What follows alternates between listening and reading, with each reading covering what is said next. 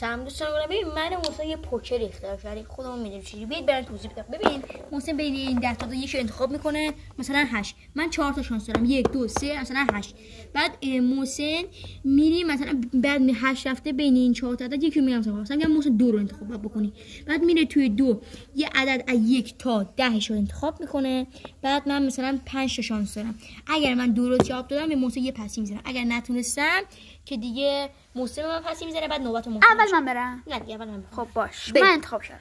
انتخابه. آره. 3 نه 9 نه 4 نه کریستیانو رونالدو. درست. چه سفر 1 تا 10.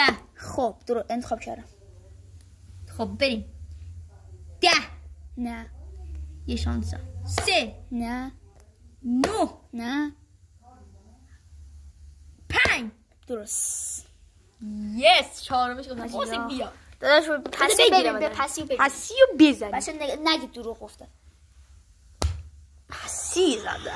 بیا خب آقا نوبت یه تو نوبت. داداش. بیا برو.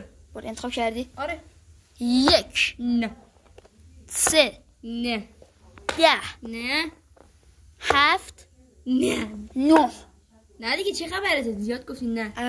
یه پسی بزنم.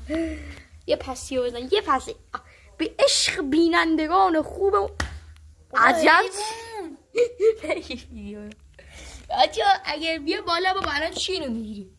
دوستان گلم لایک کنید، ساب کنید، حمایت کنید. بچه پاره شد. قد کن بابا مشتبه.